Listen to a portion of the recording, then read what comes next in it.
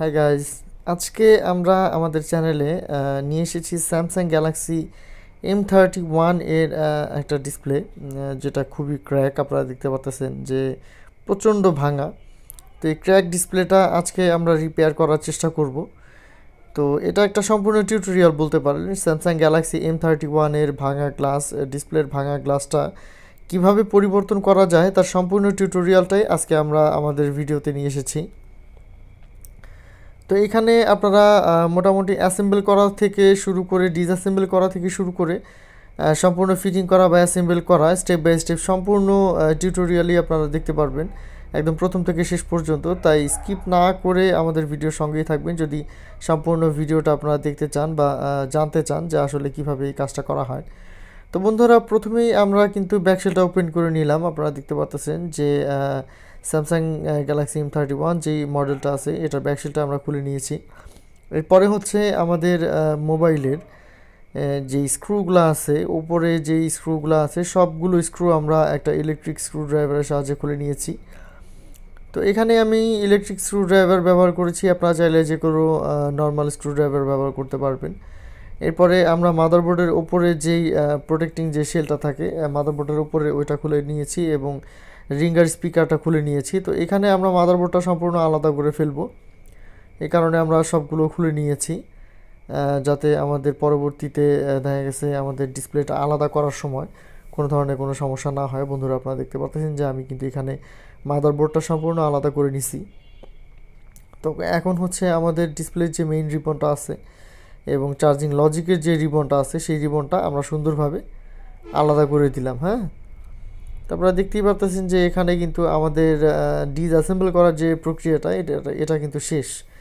তো এখন হচ্ছে আমাদের ডিসপ্লেটা আমরা হিট স্টেশনের উপরে রেখে একটুখানি হিট করে নিলাম। আনুমানিক মোটামুটি 80°C তাপমাত্রায় রেখে আপনারা মোটামুটি 2-3 মিনিট হিট করে নেবেন। মনে রাখবেন এটা কিন্তু একটা সুপার অ্যামোলেড ডিসপ্লে। হ্যাঁ, সুপার অ্যামোলেড ডিসপ্লের ক্ষেত্রে আপনি 80-85 পর্যন্ত হিট দিতে পারেন, কোনো অসুবিধা নাই। আইপিএস ডিসপ্লে বা টিএফটি ডিসপ্লে হইলে কিন্তু একটু কমাই দিলে ভালো হয়, না হলে স্পট পড়ে যায়। তো এখানে আমরা মোটামুটি ডিসপ্লেটা খুলে নিতেছি। আপনারা দেখতে পারতেছেন যে ডিসপ্লেটা হিট দিয়ে নিয়ে তারপরে ভেতর দিয়ে একটা পাতলা কার্ড আমরা ঢুকাই দিলাম। পাতলা কার্ড ঢুকাই নিয়ে দিয়ে অনেক সুন্দরভাবে কিন্তু ডিসপ্লেটা আমরা খুলে নিলাম, আপনারা দেখতে পারতেছেন। তো এখানে একটা ব্যাপার আপনারা অবশ্যই লক্ষ্য করবেন যে ডিসপ্লেটা কিন্তু অবশ্যই খুব কেয়ারফুলভাবে খুলতে হবে। নিচে যেহেতু একটু আঠা বেশি পড়ছে আমার মনে হয়, এই কারণে খুলতেছে না। তো এখানে আমরা থিনার দিয়ে একটু ভিজাই নিলাম। থিনার দিয়ে একটু ভিজাই নেওয়ার পরে একটু হিট দিলেই সুন্দরভাবে খুলে যাবে, তাড়াহুড়া করার কিচ্ছু নাই। ঠিক আছে, তো আপনারা দেখতে পারতেছেন যে থিনার দিয়ে ভিজাই নেওয়ার পরে কিন্তু সুন্দরভাবে আলতো করে আমাদের ডিসপ্লেটা কিন্তু আমরা খুলে নিয়েছি। হ্যাঁ, কানেক্টরটা ছাড়াই দিলাম, সুন্দরভাবে ডিসপ্লেটা কিন্তু খুলে আসছে। তো বন্ধুরা, আমাদের ডিসপ্লে খোলার কাজ কিন্তু শেষ। ডিসপ্লেটা কিন্তু খুব সুন্দরভাবে আমরা খুলে আনছি, কোনো ধরনের কোনো অসুবিধা হয় নাই। তো পরবর্তীতে আমরা যে ফ্রেমের সঙ্গে ডিসপ্লেটা অ্যাটাচ করব বা যে ফ্রেম থেকে ডিসপ্লেটা আমরা আলাদা করলাম সেই ফ্রেমটা আমরা সম্পূর্ণ ভালো মতো পরিষ্কার করে নিব। হ্যাঁ, আপনারা মনে রাখবেন একটা ফ্রেম যত ভালো মতো পরিষ্কার হবে ডিসপ্লেটা কিন্তু তত সুন্দর ফিটিং হবে, অ্যাকুরেট ফিটিং হবে, কোনো ঝামেলা হবে না। তো এইখানে ওসিএ করার পরে আমরা যখন জাতা দিই ডিসপ্লেটা মেশিনের মধ্যে দিয়ে বা আমরা কাটি, আঠা পরিষ্কার করি, এই সময়টা নিচে যে রিবনটা আছে এই রিবনটা আমাদের ঝামেলা করতে পারে। হ্যাঁ, এই কারণে কিন্তু আমরা রিবনটা খুলে নিতেছি। আমরা কোনো ধরনের রিস্ক এখানে নিতে যাচ্ছি না, যেহেতু মনে করেন অনেক ভাঙা ডিসপ্লেটা। তো এখানে আমরা রিবনটা আলাদা করে নিলাম, নিচে একদম সমান থাকবে, সমান্তরালভাবে আমরা কাজ করব। তো আপনারা অবশ্যই জানেন, যারা আমার ভিডিওটা ফলো করেন তারা অবশ্যই জানেন যে গ্লাস অতিরিক্ত ভাঙা থাকুক আর নাই থাকুক, গ্লাস যখন ভাঙা থাকে তখন আমরা কিন্তু এইখানে স্কচ টেপ লাগাইনি। স্কচ টেপ লাগানোটা কিন্তু অবশ্যই মোটামুটি খুবই জরুরি একটা ব্যাপার। যদি আপনি সুন্দরভাবে কাজ করতে চান, কাজ করতে যায় কোনো ভেজালে না পড়তে চান, সেক্ষেত্রে কিন্তু অবশ্যই আপনারা এখানে স্কচ টেপ লাগাই নেবেন, কোনো অসুবিধা হবে না। ঠিক আছে, তো বন্ধুরা, আপনারা দেখতেই পাচ্ছেন যে এখানে কিন্তু আমরা স্কচ টেপ লাগাই নিছি, কোনো অসুবিধা নাই। চারপাশ দিয়ে বাড়তি স্কচ টেপটুক কেটে ফেলবো যাতে আমাদের কাজে সুবিধা হয়। ওই স্কচ টেপের সাথে দেখা গেছে তার জড়া যায়, এটা ওটা জড়া যায়, কোনো ধরনের কোনো সমস্যা মানে আমরা চাই না। এই কারণে দেখা গেছে আমরা বাড়তি অংশটুকু কেটে ফেলে দিব। আমাদের একটু সময় বেশি লাগবে, কোনো অসুবিধা নাই। বাট আমরা কাজটা করব একদম নিট অ্যান্ড ক্লিন, পরিষ্কার পরিচ্ছন্নভাবে আমরা কাজটা করার চেষ্টা করব। তো বন্ধুরা, আপনার মোবাইলে যদি এই ধরনের কোনো সমস্যা থাকে বা আপনার মোবাইল নিয়ে যদি কোনো ধরনের কোনো সমস্যায় আপনি ভুগে থাকেন, তাহলে অবশ্যই আপনারা আমাদের সঙ্গে যোগাযোগ করতে পারেন। আমাদের সঙ্গে যোগাযোগের ঠিকানা অক্টোপাস ইলেকট্রনিক্স, হাফিজ বিল্ডিং, নীলটলি, ফরিদপুর। আপনি যদি ফরিদপুরের বাইরে অবস্থান করে থাকেন, তাহলে অবশ্যই ডেসক্রিপশনে দেওয়া লিঙ্কের সাহায্যে আপনারা সরাসরি আমাদের সঙ্গে ফেসবুক পেজের মাধ্যমে যোগাযোগ করতে পারবেন। ওইখানে আপনারা আমাদের সঙ্গে সরাসরি কথা বলতে পারবেন। যদি মোবাইল রিলেটেড কোনো ধরনের কোনো ইনফরমেশন জানার আপনার প্রয়োজন পড়ে, তাহলে অবশ্যই তা কমেন্টের মাধ্যমে আমাকে জানাতে পারেন। আমি সবগুলো কমেন্টের রিপ্লাই অবশ্যই দিই এবং মোটামুটি একটা সুইটেবল অ্যান্সার দেওয়ার চেষ্টা করি, যেটা আসলে গ্রহণযোগ্য। তো এখানে আপনারা দেখতে পাচ্ছেন যে আমাদের ডিসপ্লেটা কিন্তু আমরা কাটা শুরু করে দিয়েছি। তো এটা যেহেতু একটা সুপার অ্যামোলেড ডিসপ্লে, তো এটার আঠাটা একটু শক্ত। সুপার অ্যামোলেড ডিসপ্লেগুলোর আঠাটা একটু শক্ত হয়, যার কারণে এটা খুলতে, কাটতে, পরিষ্কার করতে একটু কষ্ট বেশি হয় ওই আইপিএস ডিসপ্লেগুলোর তুলনায়। তো অবশ্যই আপনারা একটু ধৈর্য ধরে এই কাজগুলা করবেন। এই আঠাটা কিন্তু অনেক শক্ত, ঠিক আছে? অন্যান্য ডিসপ্লের মতো সুপার অ্যামোলেড ডিসপ্লেগুলো সহজে কাটতে চায় না বা সহজে পরিষ্কারও হতে চায় না, এই সুতা বারবার ছিঁড়ে যায়। তো এগুলো কোনো প্রবলেম না, কাজ করতে গেলে আসলে সমস্যা আসবেই। সেই সমস্যাগুলো পার করে নিয়ে আপনাকে কাজটা আসলে সাকসেসফুল করতে হবে। তো এখানে আমরা দেখতে পারতেছি যে খুব সুন্দরভাবে কিন্তু আমরা কাজটা করে ফেললাম। হ্যাঁ, খুব সুন্দরভাবে এখানে আমরা কাজটা করে ফেললাম, কোনো অসুবিধা কিন্তু হয় নাই কাজটা করতে। আমাদের নিচে একটু বাঁধছে, আপনারা দেখতে পারতেছেন যে কাটার সময় আমি ঠিকঠাক কাটতে পারতেছি না, নিচে একটু বেঁধে গেছে। তো এইগুলা কিন্তু খেয়াল করে আপনাদের কাটতে হবে, যেহেতু অতিরিক্ত ভাঙা, একটু সমস্যা থাকতেই পারে। এই সমস্যাগুলো কিন্তু আপনাদেরকে নিজেদেরকে সলভ করতে হবে।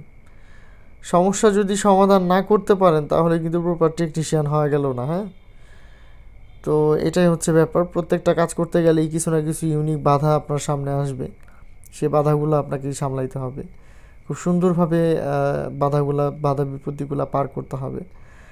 তো যাই হোক, বেশি কথা না বাড়াই, এখানে হচ্ছে আমরা ডিসপ্লেটা সম্পূর্ণটা সুন্দরভাবে কেটে নিছি। আপনারা দেখতে পারতেছেন যে আমি সুন্দরভাবে ডিসপ্লেটা কেটে নিছি।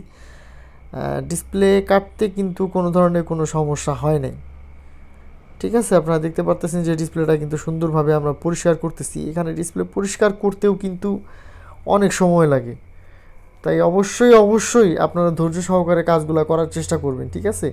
কোনো রকম অধৈর্য হয়ে গেলে কিন্তু চলবে না, মাথা গরম করা চলবে না। যা হোক, আমাদের ডিসপ্লের কাটা শেষ, ডিসপ্লে পরিষ্কার করা শেষ। ফাইনালি আমাদের পরিষ্কার করতে হবে। এখানে আমরা ব্যবহার করছি ম্যাজিক স্পঞ্জ, 1 টুকরা ম্যাজিক স্পঞ্জ ব্যবহার করছি এবং 520+ কোচু ব্র্যান্ডের যে স্প্রেটা আছে 520+ আমরা এই গ্লু রিমুভ করার জন্য ওই স্প্রেটা ব্যবহার করছি।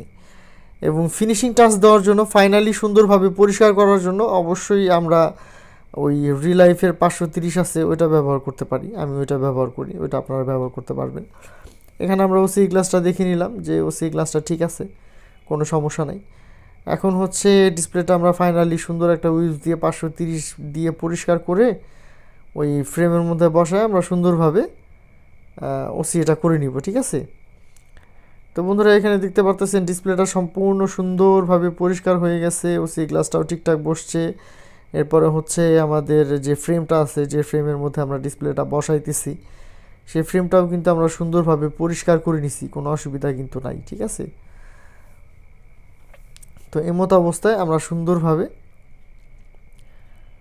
গ্লাসের উপরে ডিসপ্লেটা বসাই দিব। আমরা একটা মেজারমেন্ট নিয়ে নিলাম, একটা মাপ নিয়ে নিলাম যে এখানে এইভাবে বসাইলে হবে, সমস্যা নেই।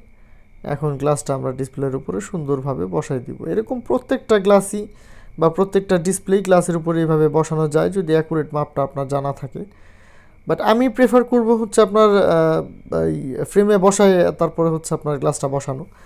তো ফ্রেমে ডিসপ্লে বসায় গ্লাসটা বসাইলে সবথেকে বড় যে সুবিধাটা, যে গ্লাসটা ডিসপ্লেটা একটু 19-20 বসলেও আপনার ফ্রেমে বসে যাবে, কোনো অসুবিধা হবে না। আর খালি হাতে বসাইলে মাঝে মধ্যে একটু কনফিউশন থেকে যায়, বসবে না, মাঝে মধ্যে বসেও না, ঝামেলাও হয়।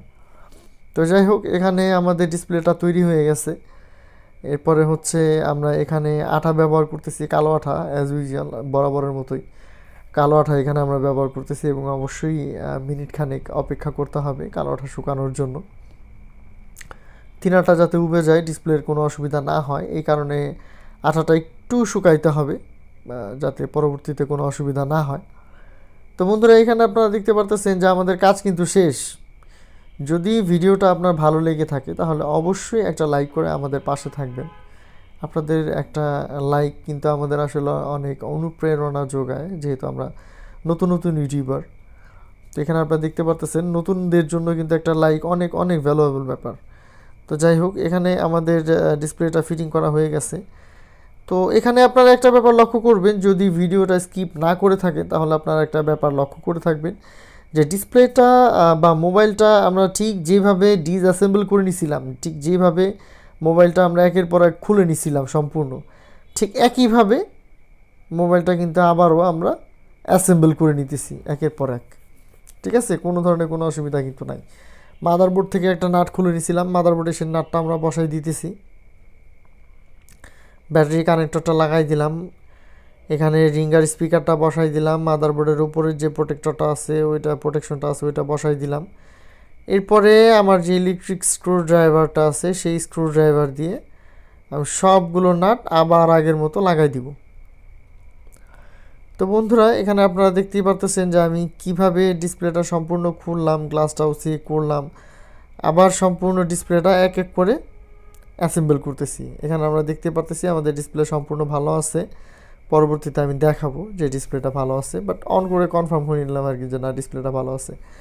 তো এটা একটু লেন্দি প্রসেসের কাজ, একটু লং প্রসেসের কাজ, একটু সময় নিয়ে করতে হয়, বাট আলহামদুলিল্লাহ কাজগুলো অনেক ভালো হয়, সুন্দর হয়, বোঝার উপায় থাকে না এবং আগের মতোই চালানো যায় মোবাইলটা। এমন না যে রিপেয়ার করা মোবাইল কতটুকু চলবে কতটুকু চলবে না, এই ধরনের কোনো কনফিউশনের কোনো সুযোগ নাই। মোবাইল আপনার আগে যেরকম চলছে এই গ্লাস চেঞ্জ করার পরে হুবহু সেম পারফরমেন্স পাবেন, পারফরমেন্সে কোনো ঘাটতি হবে না। তো বন্ধুরা আপনারা দেখতেই পারতেছেন যে আমি একদম শুরু থেকে শেষ পর্যন্ত এখানে ভিডিওটা সম্পূর্ণ কভার করার চেষ্টা করছি, কোনো রকম কোনো স্কিপ করিনি ভিডিওটা, একদম A to Z শুরু থেকে শেষ পর্যন্ত যতটুকু প্রসেসের মধ্যে দিয়ে আমার যেতে হয় একটা গ্লাস চেঞ্জ করতে হলে সবগুলো প্রসেসই আমি এখানে দেখাইছি, কোনোগুলো স্কিপ করি নাই। তো বন্ধুরা আজ এ পর্যন্তই, দেখা হবে আগামী কোনো পর্বে আপনাদের সঙ্গে নতুন কোনো টিউটোরিয়াল ভিডিও দিয়ে। টিল দেন ভালো থাকবেন, সুস্থ থাকবেন এবং অক্টাটেকের সঙ্গেই থাকবেন।